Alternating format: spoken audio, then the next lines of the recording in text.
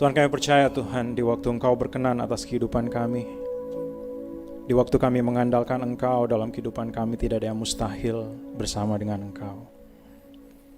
Bersyukur Tuhan untuk anugerah-Mu dalam kehidupan kami Bapa. Kami saat ini bisa memuji, menyembah Engkau, meninggikan Engkau Tuhan. Dan kami percaya ini bukan satu hal yang kebetulan Tuhan. Dan kalau sebentar lagi Tuhan kami akan mendengarkan sebagian dari firman-Mu Tuhan, kami juga percaya bahwa ini bukan satu kebetulan, tapi ada maksud dari Engkau. Engkau membawa kami di tempat ini Bapa. Bersyukur untuk anugerah-Mu Tuhan. Berkati penyampaian firman Tuhan ini Tuhan. Biarlah hanya nama-Mu saja yang dipermuliakan dan kami semuanya diberkati. Segala puji, hormat, kemuliaan hanya bagi Engkau. Dalam nama Tuhan Yesus, Tuhan dan Juru Selamat kami. Dan yang percaya berkata, amin. Tuhan berkati Bapak Ibu Saudara. Silakan duduk kembali.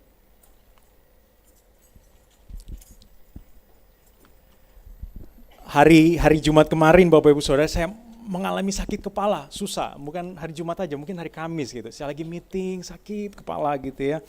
Terus saya pikir apakah ini karena stres mau menyampaikan firman Tuhan gitu ya. Tapi saya berpikir juga gitu, sebenarnya yang membuat saya tertekan itu karena topik yang saya pilih gitu ya. Saya mau bicara tentang impian gitu, berdampak dengan impian. Dan saya makin mendekati hari Minggu, saya merasa aduh Tuhan kok ini topiknya berat sekali untuk saya sampaikan gitu ya. Tapi saya sungguh rindu untuk menyampaikan topik ini Bapak Ibu Saudara. Mungkin karena di bulan-bulan sekarang November ya, Oktober November itu biasanya kalau di kantor, di perusahaan, mereka sedang membuat perencanaan untuk 2024 gitu ya. Dan dalam membuat perencanaan 2024 itu di waktu mereka akan bilang, oke Fadli sekarang kamu atur untuk buat meeting perencanaan kita tahun depan mau seperti apa gitu. Dan itu merupakan satu hal yang berat Bapak Ibu Saudara, karena saya biasanya sudah menetapkan apa yang akan dicapai oleh pabrik, oleh kantor kami, tapi saya tahu juga itu akan ditolak sama mereka. Mereka akan bilang, gak mungkin Fadli, ini susah. Ini kamu akan buat kita gagal tahun depan dan sebagainya gitu. Dan itu yang waktu saya berbicara tentang memikirkan topik ini, saya kayak merasakan apa yang saya alami di waktu saya akan bertemu meeting dengan teman-teman di kantor membicarakan rencana tahun depan gitu ya. Dan memang saya sekarang lagi berbicara juga dengan orang-orang apa yang akan dilakukan di tahun 2024. Makanya Bapak Ibu Saudara saya terpikir, wah kenapa saya nggak sampaikan tentang impian, berdampak dengan impian.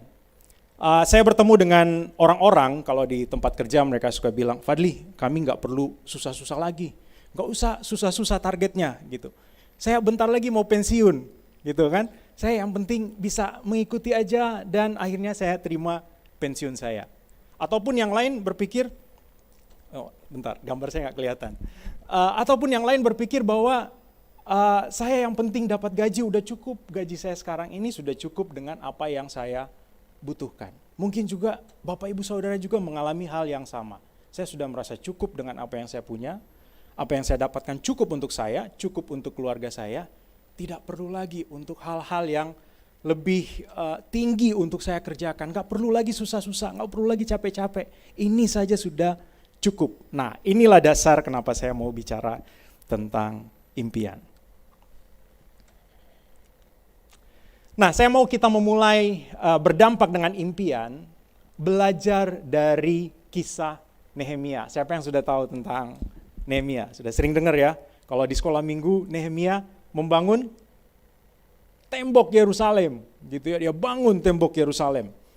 Nah, kalau kita lihat, mungkin di sekolah minggu kita lihat Nehemia ini orang yang biasa, tapi dia melakukan hal yang luar biasa. Dimulai dari apa? Dari impian yang dia dapat. Gitu ya. Nah kita coba lihat dulu apa sebenarnya yang memulai impian dari Nehemia.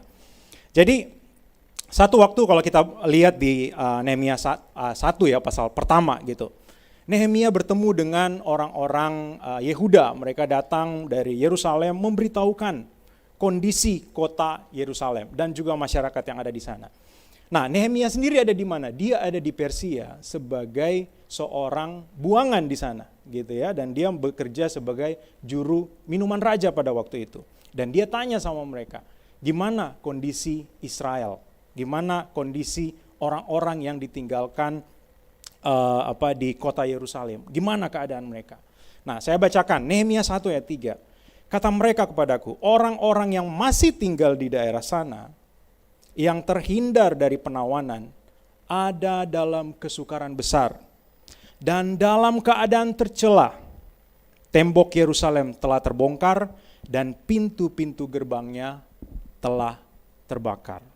Nah, ini kondisi orang-orang yang di sana. Mungkin Nehemia sendiri pada waktu itu sudah merasa, saya sudah dipercaya oleh raja, kerjaan saya hanya bawa minuman raja. Supaya raja aman, mungkin saya cobain dulu. Setidaknya kalau ada racun saya mati duluan. Tapi buktinya bertahun-tahun aman-aman aja. Pekerjaan Nehemia itu kondisi yang nyaman buat dia. Tapi dia waktu mendengar kondisi orang-orang yang dia kenal, dia mendengar kondisi bangsanya, di situ dikatakan bahwa dia menangis, sedih, sangat susah hatinya.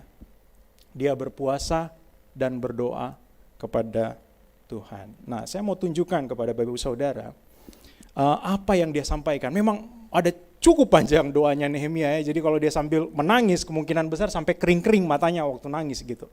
Tapi di Nehemia 1 ayat 8 dan 9 kita bisa melihat seperti apa sebenarnya impian Nehemia waktu dia berdoa. Waktu kita menyampaikan doa itu penuh dengan impian-impian, kerinduan, keinginan kita ya.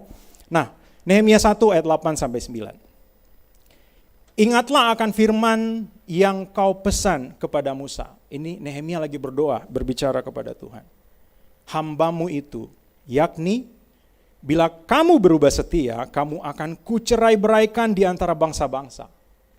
Tetapi bila kamu berbalik kepadaku dan tetap mengikuti perintah-perintahku, serta melakukannya, maka sekalipun orang-orang buanganmu ada di ujung langit, akan kukumpulkan mereka kembali dan kubawa ke tempat yang telah kupilih untuk membuat namaku diam di sana. Ini janji Tuhan kepada Nehemia dan dia sampaikan kepada Tuhan waktu dia berdoa.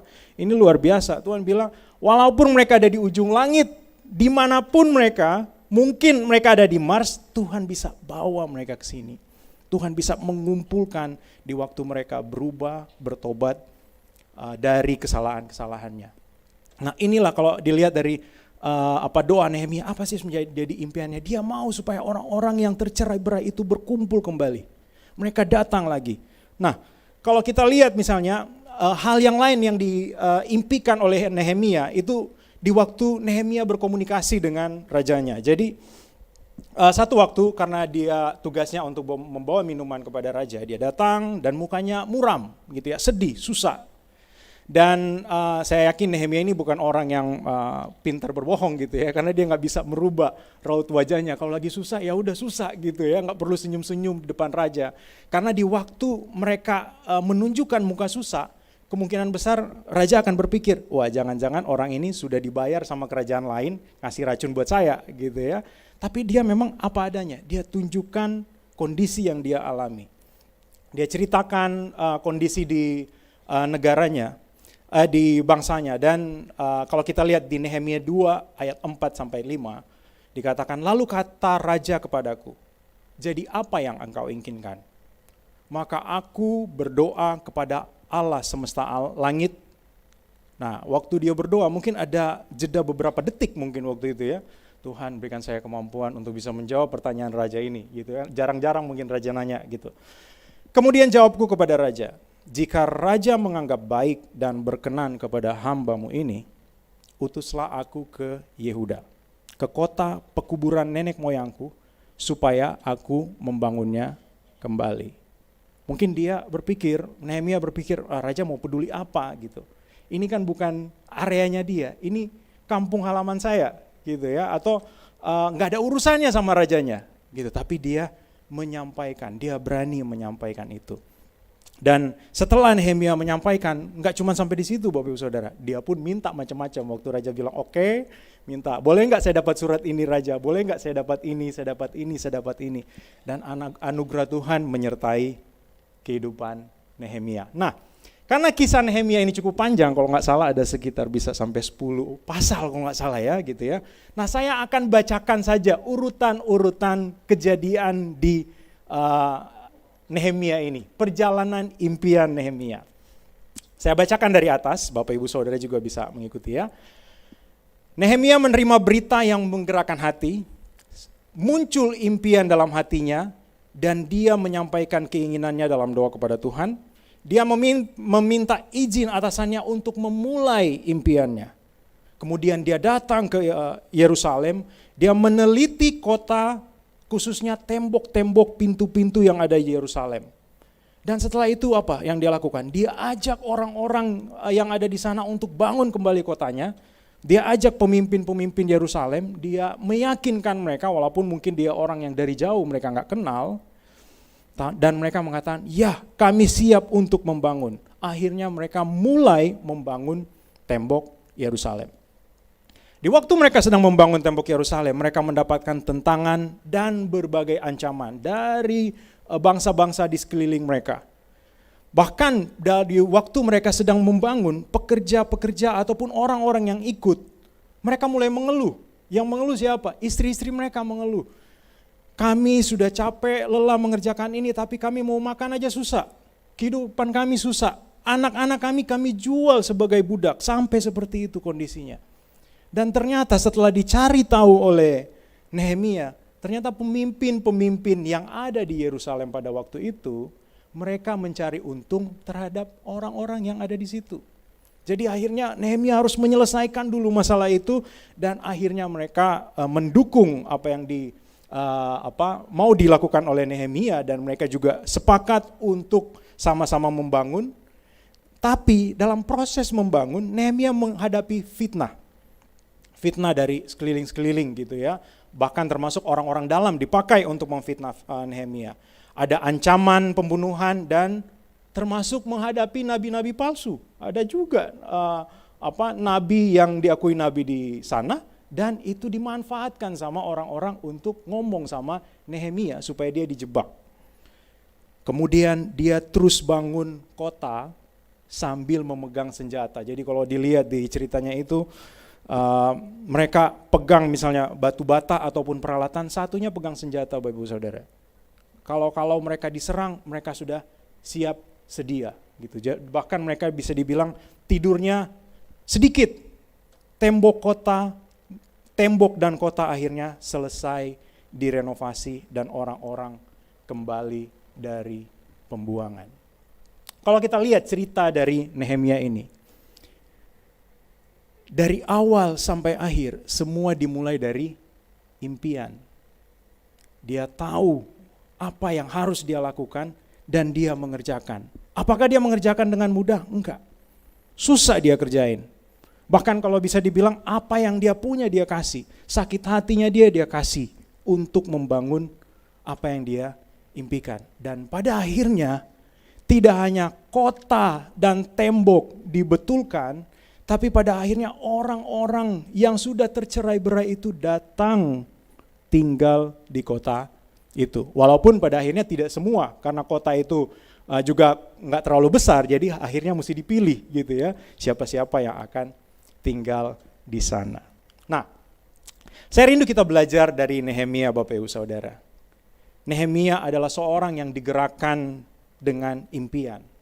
Impiannya untuk apa? Untuk memuliakan Tuhan. Dia mau supaya Tuhan disenangkan, dia mau supaya Tuhan diagungkan, dan dia juga mau untuk memberkati sesama orang-orang yang dia kenal ataupun sekeliling kita. Kalau kita lihat misalnya, sekeliling kita banyak sekali yang bisa membuat hati kita berat gitu. Kadang kalau kita jalan misalnya di pinggir jalan, kita melihat orang yang sedang kesusahan, ataupun misalnya kita lihat di berita ada orang yang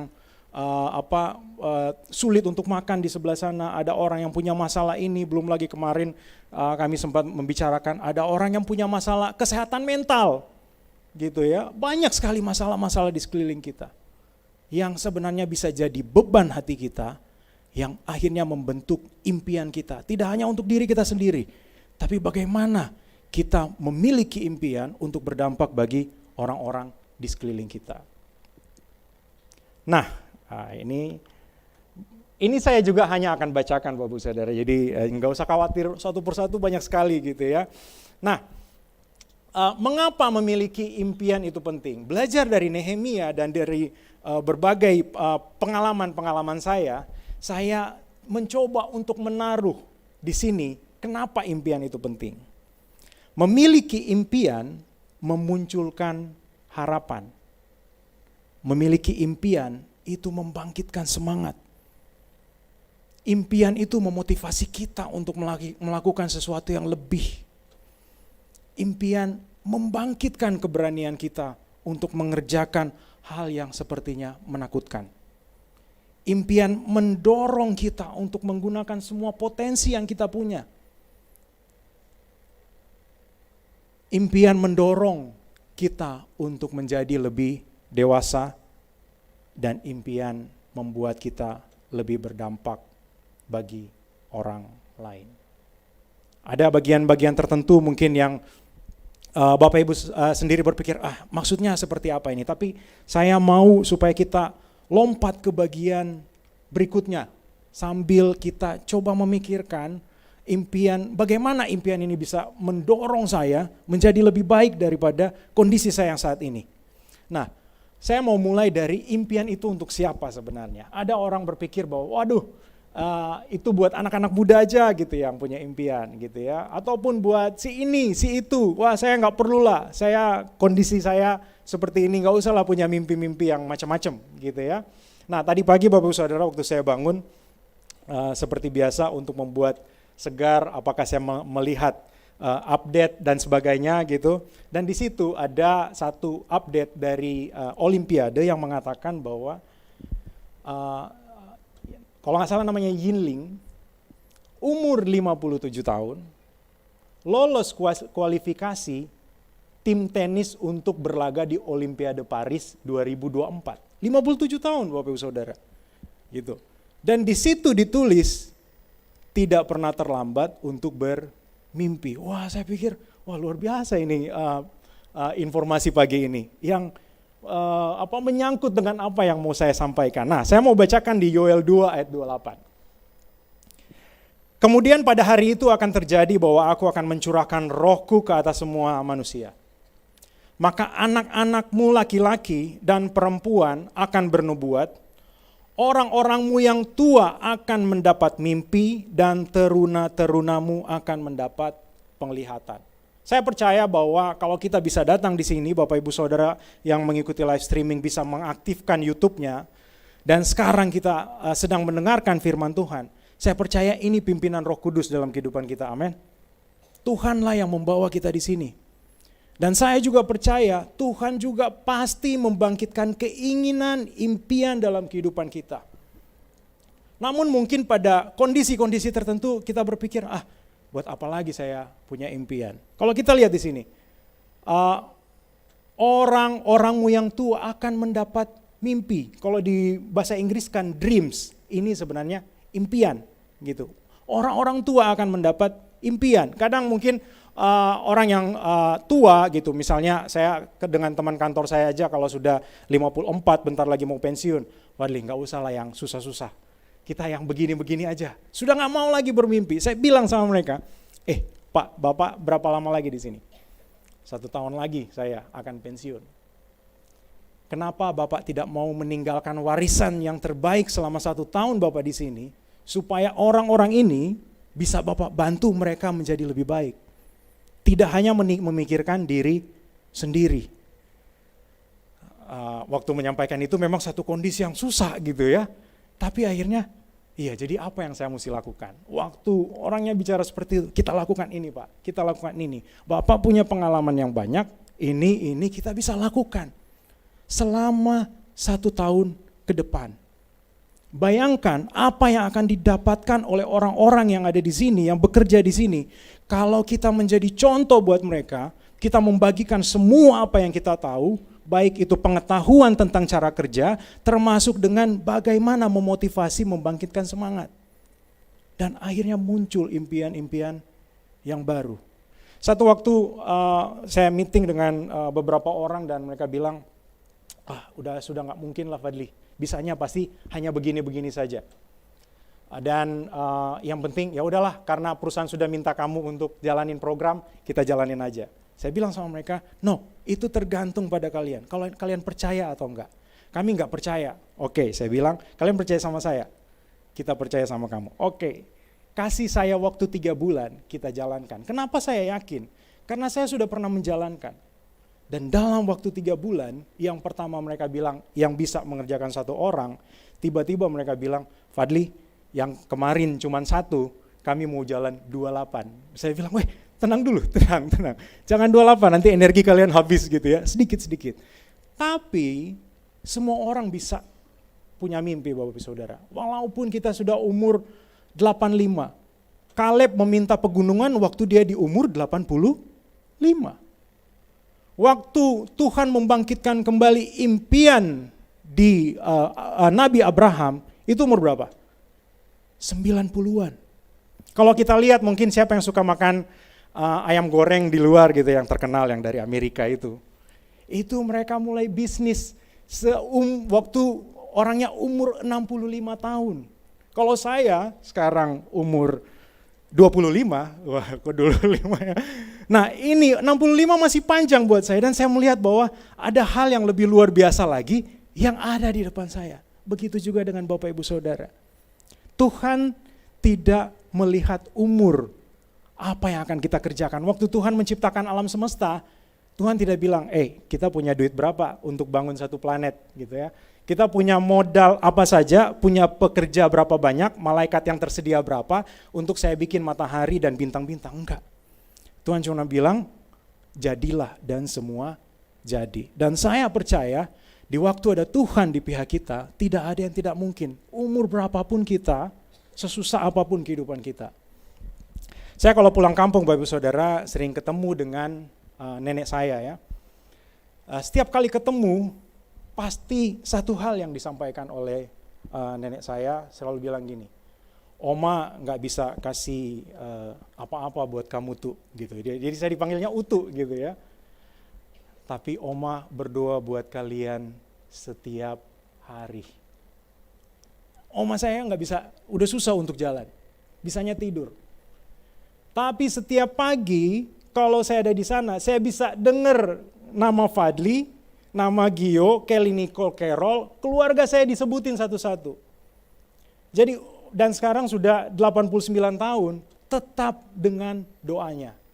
Jadi kalau kita bicara, saya sudah nggak bisa ngapa-ngapain, kita bisa berdoa minta kepada Tuhan. Tuhan bisa pakai apa saja yang di sekeliling kita. Jadi berapapun umur kita, bangkitkan kembali impian kita yang mungkin sudah sempat terhilang. Aduh, udah lewat lah. Enggak.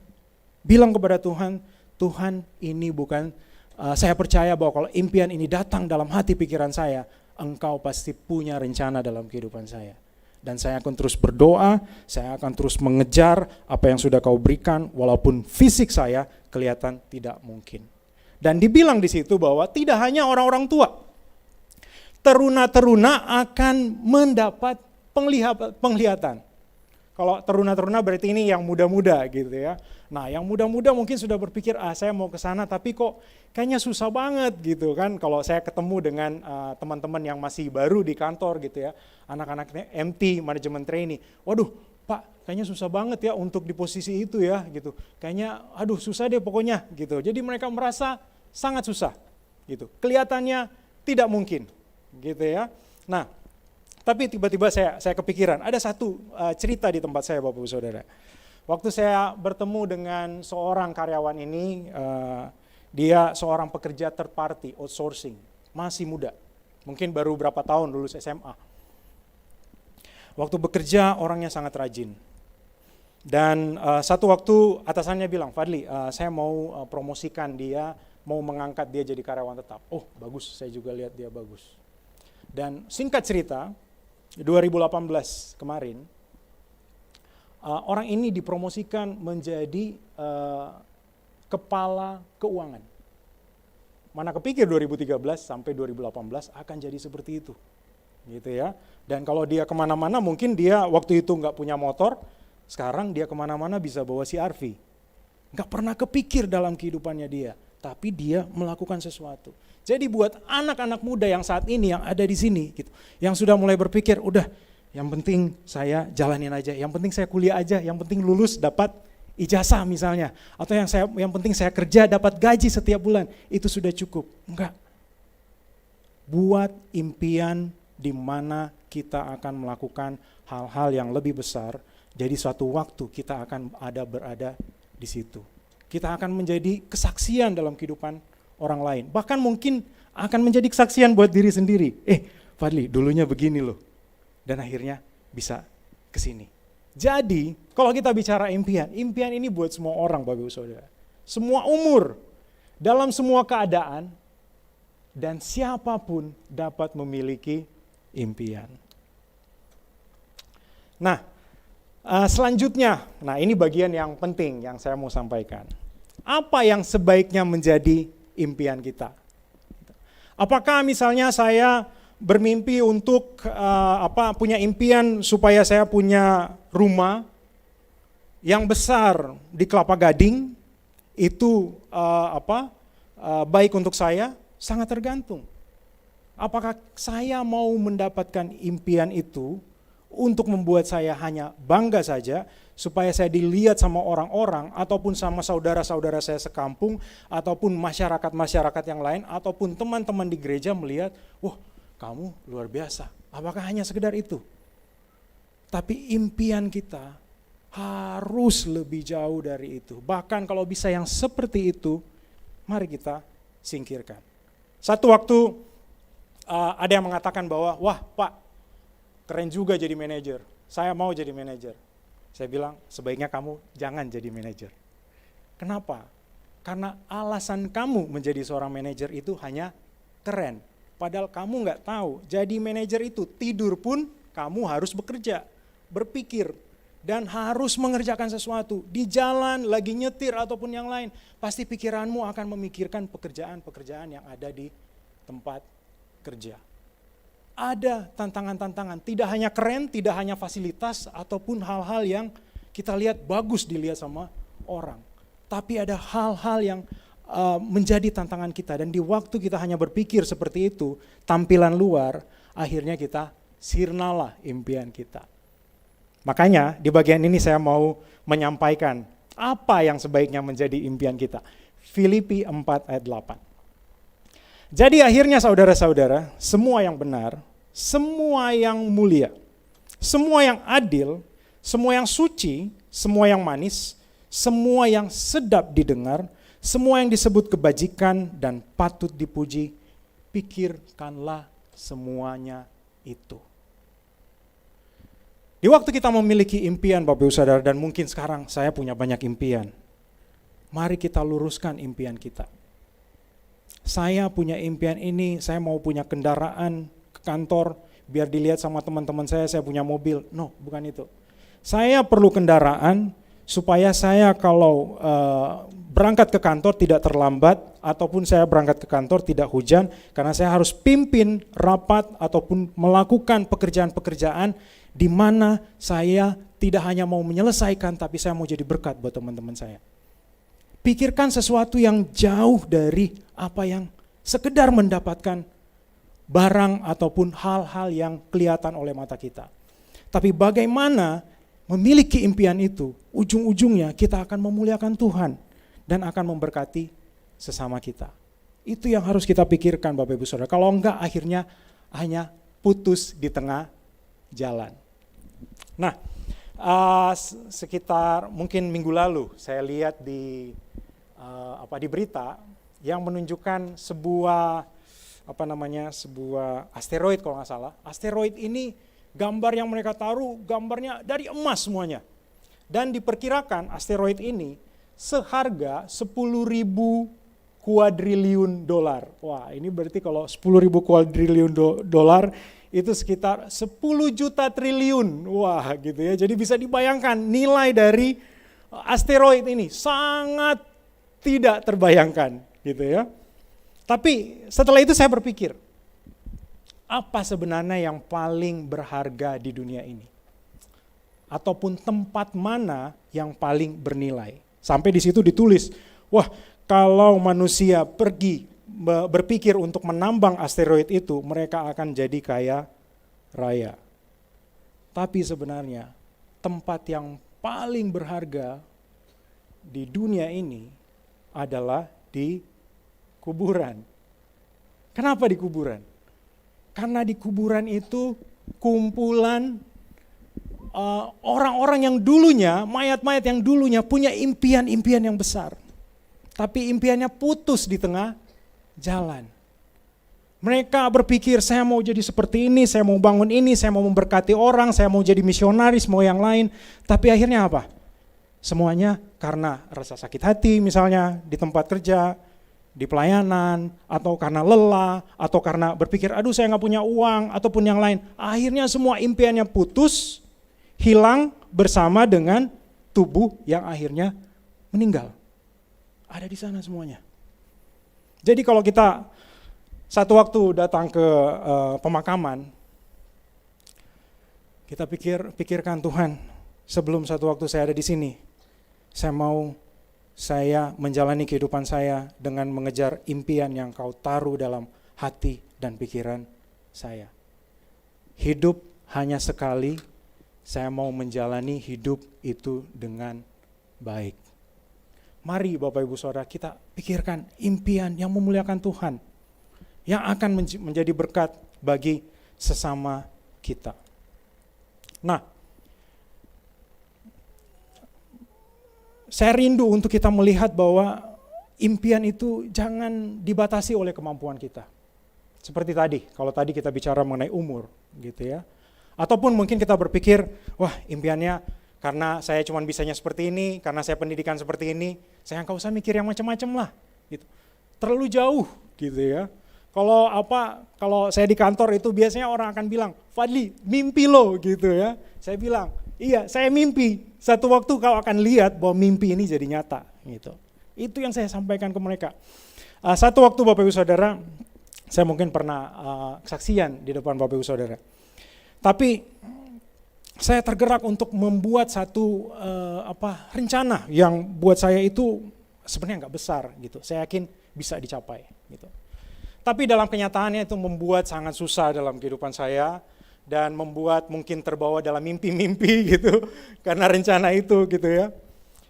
Tapi karena hal itu, walaupun impian yang dibuat saat itu mungkin terlalu besar, orang-orang nyalain saya semua gitu. Dan saya sampai mau pergi ke kantor pun, saya nggak bilang ke istri saya, tapi saya mau pergi ke kantor pun males gitu, susah gitu. Sampai di mobil saya berdoa dulu, Tuhan berikan saya kekuatan untuk keluar dari mobil gitu. Kalau mau berangkat, mau melangkah ke kantor kayaknya berat banget ya. Kalau ketemu sama teman-teman saya nggak bisa lihat muka mereka dengan lama karena saya tahu saya sudah menyusahkan hidup mereka. Dan saya berdoa, Tuhan saya percaya bahwa ini bisa bantu saya untuk melakukan yang bisa saya kerjakan. Jalan akhirnya. Dan pada akhirnya Bapak Ibu Saudara tidak tercapai. Tapi orang-orang mengatakan bahwa selama saya kerja di sini, saya belum pernah dapat yang seperti ini. Saya tidak mencapai apa yang saya impikan, tapi kami semua mencapai yang lebih besar dari apa yang kami impikan. Dan saya bilang sama mereka, kalau gitu Pak, tahun depan gini lagi, wah jangan, yang biasa aja. Loh nggak mau yang double seperti ini, enggak yang biasa aja. Gitu. Nah di 2 Korintus 5 ayat 7, sebab hidup kami adalah hidup karena percaya, bukan karena melihat. Di sini dibilang bahwa saya mau mencapai sesuatu karena saya percaya, bukan karena saya sudah lihat jalannya, saya mau ke situ. Tapi saya percaya saya bisa ke situ. Saya percaya bersama dengan Tuhan saya bisa nyampe di sana. Saya percaya bahwa Tuhan akan membimbing saya. Saat ini saya tahu badan saya lemah, pemikiran saya nggak kuat, nggak mampu, tapi saya percaya bisa ke sana. Impikan sesuatu yang hanya akan dicapai oleh pertolongan Tuhan. Mari kita serahkan kepada Tuhan. Tuhan, saya memimpikan ini Tuhan. tapi saya juga mau ini. Walaupun saya lihat Tuhan kayaknya nggak mungkin Tuhan, nggak bisa kayaknya. Saya memimpikan supaya keluarga saya semuanya berkumpul bersama, semuanya dalam hidup damai, tapi kelihatannya nggak bisa. No, impikan saat itu. Minta kepada Tuhan. Tapi waktu kita memimpikan seperti Nehemia, kita mulai bergerak. Tuhan, saya mau ini, saya akan melakukan sesuatu. Saya akan mulai mengontak saudara saya akan melakukan ini, saya akan melakukan ini. Nehemia meneliti tentang kota Yerusalem. Kita minta sama Tuhan, Tuhan bantu saya untuk bisa mengerti apa yang harus dilakukan supaya ini berhasil. Apa saja yang harus dikerjakan. Mari kita minta kepada Tuhan, minta pertolongan Tuhan. Mungkin kalau saya ingat-ingat ya, impian pertama saya, Bapak Ibu Saudara. Di waktu saya lihat ibu saya, terus gitu saya sudah lupa mungkin tahun berapa itu. Pokoknya saya lulus SD, Bapak Ibu Saudara. SD itu karena nilai saya sangat rendah, waktu itu malu juga mau bilang, tapi waktu itu NEM saya dari 5 pelajaran itu 25. Jadi bisa dibilang rata-rata 5 gitu ya, 50 nilainya gitu. Dan waktu itu ibu saya cari sekolah kesana kemari gitu, nggak ada yang mau terima. Yang mau terima hanya satu sekolah yang meluluskan saya pada waktu itu gitu ya. Terus satu waktu kami datang ke sebuah sekolah swasta dan waktu saya tunggu di luar waktu itu. Dan waktu ibu saya keluar dari pintu situ, mungkin ibu saya sendiri sudah lupa kali ceritanya ya. Tapi saya ngelihat ibu saya nangis waktu itu. Mungkin saya nggak tahu, mungkin kenapa ya ibu saya nangis ya. Pasti nggak diterima lagi gitu ya. Nah, itu satu hal yang membuat saya teringat terus sampai sekarang. Sampai anak saya cerita, Papa ingat masa lalu apa? Papa ingat waktu itu Oma nangis karena Papa nggak diterima di semua sekolah yang di sana gitu ya. Tapi itu membuat saya berpikir bahwa Tuhan, I want to do something, saya mau melakukan sesuatu. Dan kalau berbicara bermimpi yang besar, Bapak Ibu Saudara, saya mungkin termasuk seorang pemimpi yang kayaknya nggak masuk akal. Sekitar tahun 2000, saya ditantang sama orang-orang. Waktu itu sebenarnya di satu pertemuan ibadah seperti ini, dan siapa yang mau membuat mimpi yang besar gitu. Wah, saya pikir, wah ini masih kuliah gitu ya, wah saya mau gitu. Tiba-tiba diajak ke depan untuk menceritakan mimpinya gitu. Saya bilang saya mau jadi menteri gitu. Kenapa kamu mau jadi menteri? Karena waktu itu ada saudara saya yang sakit dan tidak bisa dioperasi karena tidak ada uang. Dan waktu itu kami terima kabar berikutnya, saudaranya sudah meninggal. Dan waktu itu masuk ke dalam hati saya dan saya berpikir, wah sangat bagus ya kalau misalnya kita punya menteri yang bisa membuat kebijakan yang akan membantu orang-orang lain. Walaupun saya nggak tahu seperti apa. Tapi waktu ditanya waktu itu, itulah yang keluar dalam pikiran saya dan itu yang saya sampaikan. Dan Bapak Ibu Saudara, saya sangat jauh dari apa yang saya impikan. Tapi kalau kita lihat pengalaman Yusuf, Tuhan bisa melipat sesuatu dalam waktu 30 menit. Ataupun saat ini juga Tuhan bisa merubah segala sesuatu. Pada waktu itu Bapak Saudara, saya memikirkan gimana cara ke sana. Jadi memang saya pikirkan, saya ikut organisasi kemahasiswaan, saya ikut di tingkat Jakarta dan waktu itu ditawarin untuk nasional, saya ikut pengkaderan tingkat nasional, bahkan waktu itu Gio masih pacar saya. Akhirnya kami pergi di acara pelantikan pengurus pusat partai. Jadi saya ikut partai Bapak Ibu Saudara. Sekitar 2000 berapa itu? 2002 mungkin. Saya ikut partai. Jadi salah satu pengurus pusat di situ. Tapi dalam keadaan kondisinya akhirnya saya berpikir kayaknya nggak cocok ini seperti ini gitu ya. Saya mau nikah, saya perlu uang. Akhirnya saya kerja mulai dari bawah gitu. Dan saya berpikir saat ini Bapak Saudara, apakah saya akan mencapai impian saya? Itu bukan hal yang utama dalam kehidupan saya. Tapi apakah saya mengerjakan kehidupan saya dengan baik? Saya percaya di waktu Tuhan melihat bahwa saya percaya Fadli sudah melakukan ini, dan saatnya untuk saya mempromosikan dia. Tuhan bisa melakukan hal yang tidak terbayangkan. Contohnya Bapak Ibu Saudara, waktu saat ini saya menyampaikan firman Tuhan di Bapak Ibu Saudara. Saya berpikir pada 2015, saya mau menyampaikan firman Tuhan. Umur 55 di waktu saya pensiun, gitu ya. Tapi di akhir tahun lalu, saya mendapat jadwal untuk menyampaikan firman Tuhan.